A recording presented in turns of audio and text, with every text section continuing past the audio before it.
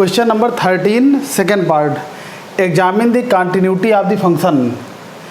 इस फंक्शन की सातत्य का परीक्षण कीजिए कि ये किस पॉइंट पर सतत है, किस पॉइंट पर असतत है। तो हम यहाँ पर देख रहे हैं कि एफ एक्स बराबर x, x is greater than or equal to zero, और f x equal to x square, x is less than zero. तो हम यहाँ पर देख रहे हैं कि x की वैल्यू अगर ग्रेटर देन जीरो तो x आता है, और f x equal to x इस टाइप के फंक्शन को क्या बोलते हैं? तत्समक फलन या आइडेंटिटी फंक्शन। और हम लोग जानते हैं कि आइडेंटिटी फंक्शन सारे रियल नंबर के लिए कॉन्टिन्यूअस होता है। और f x equal to x square ये क्या है? बहुपदी फलन है, पॉलिनॉमियल फंक्शन है, और ये भी सारे रियल नंबर के लिए कॉन्टिन्यूअस होता है। तो हम लोग लिखेंगे कि चूँकि बहुपदीय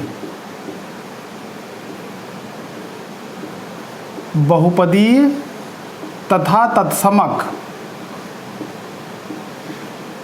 बहुपदी तथा तत्समक फलन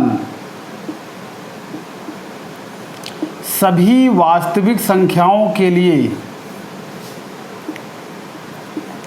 सभी वास्तविक संख्याओं के लिए सतत होते हैं, सतत होते हैं। इसलिए एफ एक्स बराबर एक्स ये क्या है? तत्समक फलन है, आइडेंटिटी फंक्शन है। एक्स बराबर इज ग्रेटर देन जीरो के लिए तथा f x equal to x square ये क्या है? पॉलिनॉमियल फंक्शन है, बहुपदी फलन है। X is less than zero के लिए, x is less than zero के लिए सतत होंगे, सतत होंगे। इतना हमने डायरेक्ट प्रूव कर दिया। अब हमको केवल x इक्वल टू जीरो पर देखना कि जीरो पर ये कॉन्टिन्यूअस है कि नहीं है। तो हम पहले क्या निकालेंगे? L H L, left hand limit, L H L at x equal to zero क्या हो जाएगा? Limit x approaches to zero minus f x equal to limit h approaches to zero f zero minus h, limit h approaches to zero, zero minus h. Zero से less value के लिए कौन सा function आएगा? X square. तो x के place पे क्या रखेंगे? जीरो माइनस एच, मतलब माइनस एच का whole square equal to limit h approaches to zero h square, put h equal to zero तो आ जाएगा जीरो। तो लेफ्ट हैंड लिमिट जीरो पे क्या आएगी? जीरो आएगी। R H L at x equal to zero, तो limit x approaches to zero plus f x equal to limit h approaches to zero f zero plus h. अब zero से greater value के लिए कौन सा function आएगा? F x equal to x. Limit h approaches to zero, x के place पे क्या रखेंगे? जीरो प्लस h का मतलब h, put h equal to zero तो जीरो आ जाएगा। और फंक्शन की value f zero x equal to zero पर क्या आएगा? यही फंक्शन आएगा, तो ये हो जाएगा जीरो। तो चूंकि L H L equal to R H L equal to f zero, इसलिए दिया गया फलन x बराबर जीरो पर कॉन्टिन्यूअस है, सतत है। तो हमने पहले ही दिखा दिया था कि दिया गया फलन x is greater than zero के लिए कॉन्टिन्यूअस है, x is less than zero के लिए कॉन्टिन्यूअस है, और हमने दिखा दिया x इक्वल टू जीरो के लिए भी कॉन्टिन्यूअस है। तो therefore the given function is everywhere continuous. अतः दिया गया फलन सभी वास्तविक संख्याओं के लिए सतत होगा, सभी वास्तविक संख्याओं के लिए सतत होगा, सतत होगा। ओके,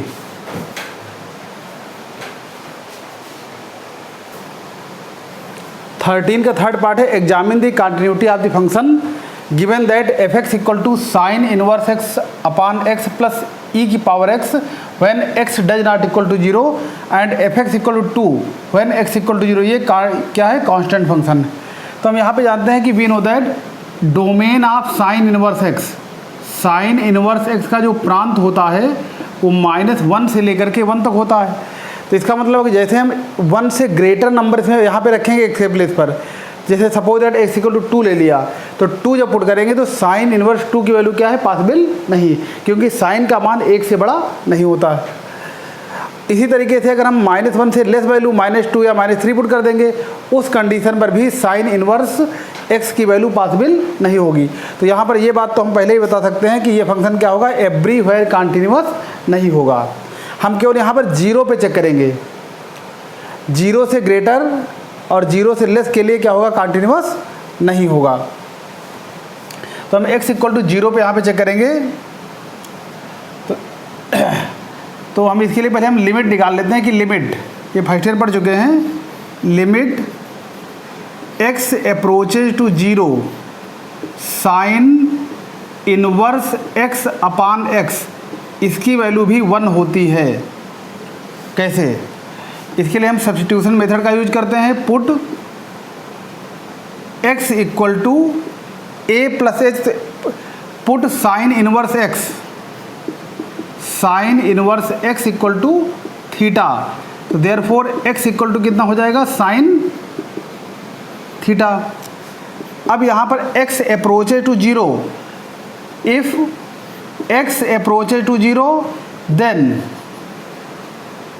x 0 रखेंगे तो साइन थीटा इक्वल टू 0 होगा, और sine theta equal to 0 therefore theta equal to n pi, और n इक्वल टू 0 रखेंगे तो 0 आएगा। Means theta, sine theta equal to 0 then theta approaches to 0। पूरे इक्वेशन को हम थीटा में चेंज कर लेंगे, तो limit theta approaches to 0 sine inverse x क्या हो जाएगा, थीटा, और x हो जाएगा कितना, साइन थीटा। और तुमको बताया गया था कि sine limit x approaches to 0 x upon sine x भी 1 होता है, तो इस कंडीशन में इसकी वैल्यू क्या होगी, 1। तो ये याद रखना है कि limit x approaches to 0 sine inverse x upon x कितना होता है, 1 होता है। अब देखिए क्वेश्चन, अब यहाँ पर हम 0 पे इसकी कंटिन्यूटी को चेक करेंगे, क्योंकि फंक्शन 0 से चेंज हो रहा है, क्योंकि 0 पे 2 आ रहा है और 0 से ग्रेटर और 0 से लेस के लिए ये हो रहा है। तो LHL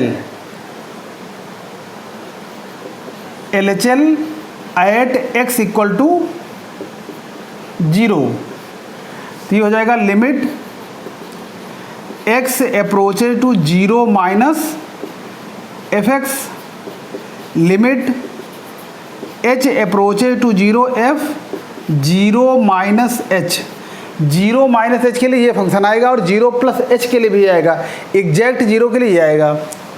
तो हम x के प्लेस पे क्या पुट करेंगे, माइनस एच, तो ये हो जाएगा sine inverse minus h upon minus h plus e to the power minus h. अब लिमिट में दो टर्म है, तो उसकी अलग अलग लिमिट निकाली जाएगी।